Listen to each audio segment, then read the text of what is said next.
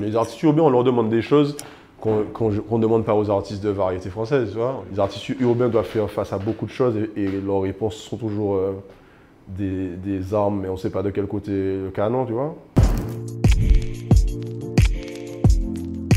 Lourd comme une plume.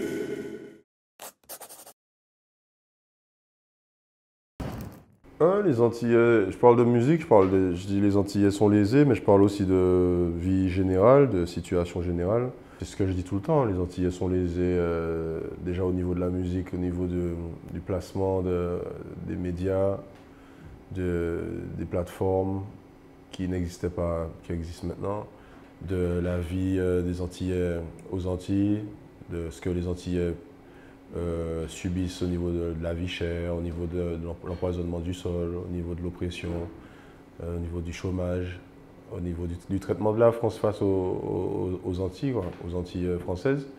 Et c'est pour ça que je dis ça, les Antillais sont lésés.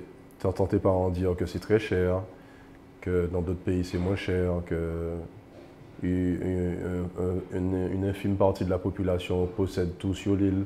C'est des choses que tu entends depuis tout petit, donc tu ressens qu'il y a une injustice et une inégalité là où tu vis. Donc ouais, depuis tout petit, je sais qu'en Martinique, les béquets niquent tout, des choses comme ça. C'est pas, il n'y a pas eu un jour où je me suis dit j'ai réalisé quelque chose. J'ai grandi dans ce genre d'esclavage moderne, quoi. Quand je regardais Chris, quand je regardais Admiralty, je voyais très bien qu'il n'avait pas été traité comme a été traité ensuite Colonel Réel, par exemple. Tu vois, c'est-à-dire la France veut un certain type d'artiste antillais, un certain style de dancehall. Et quand ça commence à être trop pour eux, trop je sais pas quoi, ils se mettent à attaquer, à trouver des choses pour que l'artiste soit cancel. Ce qu'ils ont fait avec Chris, ce qu'ils ont fait avec Admiralty. Bien sûr, ces artistes-là ont réussi à s'en débattre, à se sortir de ça, mais en tout cas, il y a une tentative de les couler, comme ils ont coulé des artistes jamaïcains, tu vois, pour quelques raisons, et avec d'autres artistes, ça passe, mais c'est toujours des trucs que j'ai vus avant, donc j'ai pu moi-même anticiper pour éviter certains trucs, quoi. Malgré ce que tu me dis là, qu'ils aient peur d'une certaine forme d'engagement, toi, tu n'as jamais reculé face à ça. Enfin, dès le départ, j'ai l'impression que tu as eu une forme d'engagement dans ta plume. Ouais, parce que j'aime être fier et défendre ce que je ressens et ce que je pense. J'aime défendre les autres. Et dans un autre sens, j'ai été élevé dans le conflit, quoi. Mon père est le roi du conflit. Et quand je suis comme ça dans des engagements, je rentre en conflit avec certaines puissances ou une certaine, une certaine classe sociale. Donc moi, ça ne me dérange pas d'être en conflit avec eux, ça m'excite. Mais c'est des choses où, avant d'entrer dedans, je sais que je vais y laisser des plumes. Okay. Et j'y laisse des plumes. Je vole haut, mais je pourrais voler encore plus haut. Si je ne faisais pas certains trucs, certaines attaques, certains posts, certaines révélations. Tu vois, je ne suis pas du tout dans l'attaque envers les autres artistes, mais je suis plus dans l'attaque contre les injustices. On reprend cette espèce de truc quand tu dis traité comme des misérables, mis à l'écart de la fête. Aujourd'hui, ça crache des 20K pour les chansons qu'on a faites. Ouais, parce que je suis demandé dans des endroits où premièrement, on ne voulait pas que j'aille faire la fête. Avec mes amis, on n'était pas les bienvenus. Par exemple, on me propose de chanter dans des événements qui sont organisés pour ou par des gens que j'aime pas, je sais pas, des présidents, des dictateurs, des gens de pouvoir que j'estime être des tyrans ou des mauvaises personnes. Ben, je refuse, quoi. Mais ils sont prêts à tout, ils mettent 20, 30, 40, 50, 60. Que je sais pas, je mange avec leur fille ou fasse plus, mais non, c'est toujours non. Donc, il n'y a pas beaucoup d'artistes qui disent non à certaines propositions financières, mais moi j'aime bien rester sur mes positions. Je ne vais pas forcément afficher le truc à parler pour faire honte aux gens, mais en tout cas ils savent qu'ils ne peuvent pas me mettre dans leur poche, quoi. J'ai l'impression que la première partie de la discussion qu'on avait autour de ça, ça rejoint la phrase que tu dis dans Masterclass quand tu dis il dirait que ce son c'est une masterclass s'il y avait un cop.dems. C'est-à-dire qu'on part du principe où l'artiste antillais, pas que toi, mais les artistes antillais en général, n'ont pas ce qu'on leur devrait justement parce qu'ils n'ont pas le même traitement médiatique ou même artistique des grosses têtes, on va dire, du rap Mais aujourd'hui. vu qu'on est français, on essaie toujours de se fondre dans le paysage de la France, mais c'est une erreur. On devrait juste faire la musique qu'on aime et oublier la France. C'est-à-dire la France, si elle nous aime, notre musique, elle viendra à nous. Mais il faut faire exactement comme on fait Wizkid, je sais pas, Rema, etc. C'est des mecs qui n'ont pas cherché à prostituer leur musique ou à changer leur style de musique de leur pays du Nigeria, tu vois. Donc je pense qu'on devrait arrêter complètement d'essayer de séduire la France, quoi. Cette phrase, je l'ai faite dans Masterclass. J'ai enregistré ce morceau à Dubaï et c'était pendant le Ramadan. Donc, tu sais, pendant le Ramadan, que tu le veuilles ou non, surtout quand tu es dans un pays comme un pays où la religion qui prédomine, c'est l'islam, tu es obligé d'avoir des pensées pour la spiritualité, la foi, la prière. Et dans le cas de Dubaï, celle des autres, c'est-à-dire je ne suis pas musulman, mais j'entendais l'appel à la prière très souvent. Donc c'est ce genre de rappel. Donc ça me fait faire ce genre de ligne où je parle, je dis je ne suis pas chrétien, je ne suis pas athée, je crois en une force. C'est-à-dire mais que même quand je suis dans un pays musulman, je ressens la puissance et la réalité et l'existence de Dieu, quoi. C'est-à-dire que c'est pas une fable. C'est quelque chose que je ressens, que j'ai de plus en plus mis dans ma vie et que j'ai déjà vu à l'œuvre, vraiment comme si c'est toi devant moi, à l'œuvre, agir pour moi, quoi. Dans des circonstances qui ont pu être les dernières de ma vie, plusieurs fois, où je pense avoir été épargné, quoi. Donc je crois vraiment, c'est pour ça que je dis une force. C'est une force, c'est quelque chose qui est fort, qui est au-dessus de l'entendement, quoi. Ton rapport à la spiritualité, ouais, il a évolué à mesure que tu grandis, même dans ta musique aussi. Ça évolue parce que j'ai connu aussi d'autres expériences difficiles où j'ai vu des gens se faire aider avec la spiritualité. C'est pas quelque chose que tu peux ignorer ou dire que c'est faux, quoi. J'ai vu des gens se faire soigner par des sages ou des gens alors que la médecine ne pouvait plus rien pour eux ou leur disait que c'était autre chose, tu vois. Donc c'est là que tu vois la puissance et l'importance de reconnaître l'existence de quelque chose de plus fort et de supérieur, quoi. Aux Antilles, et en Martinique précisément, la religion, c'est quelque chose d'important. Ça a été, genre, dès ton plus jeune âge, ça a été quelque chose de présent, on va dire. Ouais, c'était présent, on me l'a imposé. On m'imposait d'aller au temple. Donc je faisais des fois semblant de dormir pour pas y aller, parce que je trouvais ça ennuyant. Quand j'y allais, au final j'étais content parce qu'il y avait du chant, il y avait d'autres jeunes comme moi. On nous mettait sous le temple. Il y avait pour les grands en haut et l'école du sabbat en dessous. Et puis, tu sais, quand tu as grandi dedans, école, primaire, collège, à un moment tu cherches à savoir, à avoir la vérité, ou à te faire ta vérité. Donc j'ai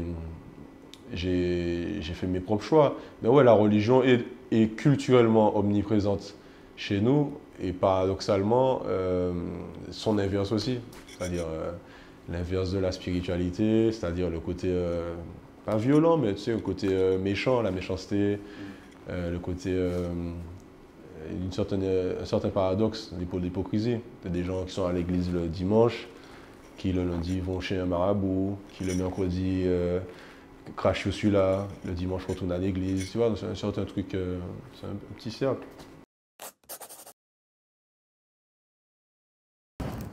Ben, c'est une phrase que j'ai dit, enfin je la chantais pas, je la disais. Dans ma poche j'avais une plaquette de Xanax, mais c'est une façon de dire que j'ai pris beaucoup de médicaments, beaucoup de cachets, et que j'ai peu d'amis. Enfin, c'est une façon de montrer qu'il y a beaucoup de cachets surtout. Et il y a des amis, mais il y a trop de cachets. À cette époque-là, il y en avait trop, quand je le dis. Ok. Ouais. C'est un cercle encore ça. C'est un cercle. Il y a des époques où ton corps te réclame beaucoup.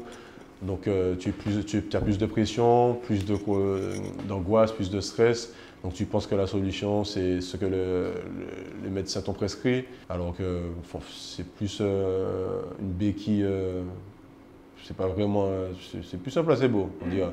Moi, ce que je voulais parler, c'était cette espèce de rapport que tu avais à l'amitié. C'est-à-dire, il y a cette phrase où tu dis, j'ai cru qu'il n'y avait que les vrais, tout allait bien tant que le gars payait les frais. Je le dis dans le son parce que ça va avec l'ambiance du son et c'est des choses que j'ai vécues et je pense que beaucoup de gens avec du pouvoir ou de la notoriété vivent. N'importe quelle personne sur Terre, je pense qu'elle vit des trahisons, mais quand tu as ce genre de vie, avec un train de vie que les gens envient et dont ils se sont fait une idée, un fantasme, tu as beaucoup de gens qui viennent près de toi et des fois, tu veux pas être seul, donc tu ouvres la porte à tout le monde. Et puis au final, bon, ce ne sont pas des gens de confiance ou des gens qui étaient là dans ton intérêt ou par sincérité, quoi. Donc c'est pour ça que je dis que tu penses qu'il n'y a que des vrais, tout allait bien tant que le cap et les frais. Parce qu'à un moment, tu fais des petits tests, tu regardes si tu mets pas ta main dans la poche, est-ce qu'il y en a qui font des gestes, tu vois, et tu commences à voir que c'est très profiteur, etc. Mais je pense que c'est vraiment la vie, comme j'en parle avec plein d'amis ou des gens que je côtoie qui ont beaucoup de moyens, c'est la vie des gens qui ont des moyens, quoi. Ils ne veulent pas être entourés que de gens de leur milieu, ils veulent être humains, donc ils s'entourent de gens de tout niveau, toute classe. Il y a toujours des gens qui abusent un peu, quoi. Et ceux du début, ils changent ou pas? Est-ce que tu as réussi justement à conserver une base qui, malgré le succès, malgré ce que toi Si, tu non, dis, tu vois... non, il y en a qui n'ont pas, il y en a qui n'ont pas bougé. Il y en a qui n'ont pas bougé. Il y en a, c'est toujours les mêmes. Ils ont juste grandi, ils sont devenus des pères de famille, ils travaillent, ils ont leur occupation. Donc on se voit moins souvent, mais on se parle chaque semaine. Ouais, il y a toujours ceux du début. En fait, c'est ceux du milieu qui sautent toujours. Ceux du début, ils sont toujours là. C'est ceux que tu rencontres pendant l'ascension qui disparaissent et ceux que tu rencontres quand tu es entre guillemets au top, tu as déjà établi des règles, donc ça pose pas de problème. Mais c'est pendant l'ascension, tu sais, tu veux emmener tout le monde et quand tu veux emmener tout le monde, tu fais des erreurs ou tu vois un peu que tu peux pas emmener tout le monde avec toi. Tout le monde ne peut pas être en tournée avec moi, faut travailler, je suis pas ton mec, tu vois. C'est les amitiés de 2017, les amitiés Mwakamoun. Non, avant Mankamoun, je gagnais beaucoup d'argent avant Mankamoun. Quand j'étais plus jeune, t'as pas la même vie, c'est-à-dire tu gagnes des gros cachets tous les week-ends alors que tu vis en Martinique, t'as pas d'enfants, t'as rien, donc tout passe dans la fête, dans l'alcool, dans la beuh, dans les soirées, dans les voyages, etc. C'est bien avant Mankamoun, bien avant, bien avant.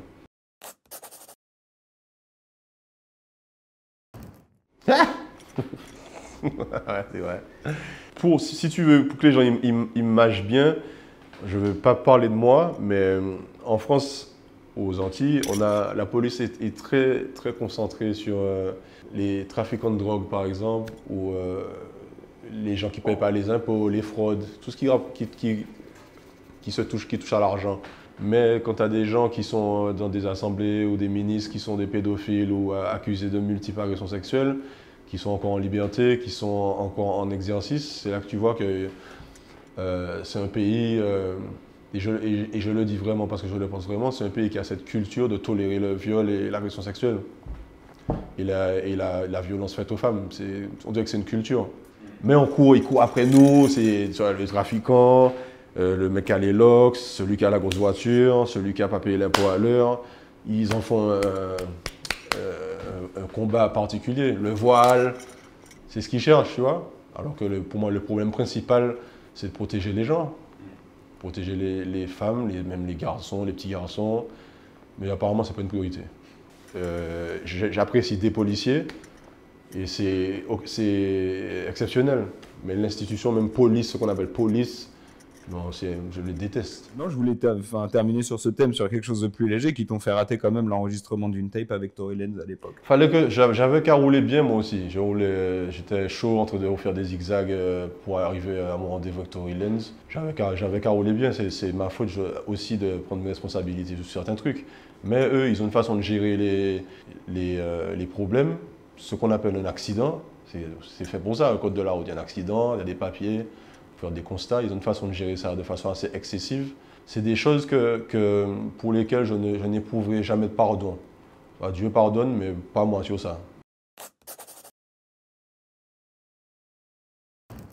Ça, c'est de l'ironie. Tu sais, quand on t'accuse de tellement de choses que tu dis ah ben oui, oui, c'est vrai, je suis méchant, ah, là, ça c'est un peu de l'ironie, mais et je dis après, mais dois-je être le bouffon du village? C'est genre, est-ce que j'ai le choix d'être différent? Est-ce que j'ai le droit où je peux me permettre de me relâcher, d'être plus sympathique? Quand tu es trop sympathique en France, dans le milieu en tout cas artistique, on a tendance à croire que tu es con, tu vois? Donc c'est pour ça qu'il y a des artistes qui sont sur un film et qui n'arrivent pas à avoir le bon équilibre et qui deviennent méchants ou désagréables ou un but de leur personne, tu vois. Donc c'est une corde assez délicate à gérer pour des artistes dans le milieu urbain. Parce que les artistes urbains, on leur demande des choses qu'on ne demande pas aux artistes de variété française, tu vois. Les artistes urbains doivent faire face à beaucoup de choses et leurs réponses sont toujours des armes, mais on ne sait pas de quel côté le canon, tu vois. Comment tu gères ça justement? Enfin, est-ce que tu as eu juste une évolution dans ta manière de gérer ça? Est-ce que cette phrase-là, tu l'as compris tôt et Moi, du coup, tu t'es habitué? J'ai compris ça tôt parce que j'ai les plus grands que moi dans mon métier qui ont fait face à ça. Et moi, j'ai toujours regardé ça et j'ai vu comment gérer ce genre de choses. C'est-à-dire, soit tu esquives, soit tu souris, soit tu rentres frontalement et tu assumes. Moi, je rentre frontalement. À partir du moment où tu sais ce que tu risques, et que c'est en accord avec toi et les gens que t'aimes, je n'ai pas de problème à rentrer en conflit, quoi. Je suis sûr que ça, c'est dans les gènes. C'est mes parents, ma mère, mon père. Parce que quand je regarde ma fille, elle est pareille. Hein. Elle a la tête dure, donc je pense que c'est aussi une carapace, une protection. Et face aux médias, justement, comme tu disais tout à l'heure, c'est toujours le canon, le double canon, mais tu sais. Moi, j'aime bien les médias, moi. J'ai toujours un bon contact avec les médias. J'ai jamais eu d'expérience conflictuelle avec les médias. À part, tu sais, les médias avec lesquels je ne suis pas d'accord sur leur façon de gérer leur playlist. Mais conflit avec un média comme ça, genre on se déteste, on se fait la guerre. Pour rien, non, non. J'essaie toujours de comprendre et puis de me mettre à la place, de me dire, ah, ça c'est peut-être du business. Tu vois, par exemple, je ne vais pas rentrer en guerre avec Skyrock. J'estime que Skyrock fait du business. Ils font ce qui leur semble bon pour eux. Et je ne peux pas rentrer en guerre avec Skyrock parce qu'ils ne jouent pas à Tombolo, mais qu'ils jouent plutôt Tulsé ou Makamoun. Tu vois, je sais pourquoi c'est comme ça. C'est comme ça. Si je ne suis pas content, j'ai qu'à aller chanter chez moi. Il y a tellement de combats plus importants et pour d'autres personnes ou pour les générations d'après, que c'est pas mettre de l'énergie dedans, je trouve que c'est une perte de temps. Lourd comme une plume.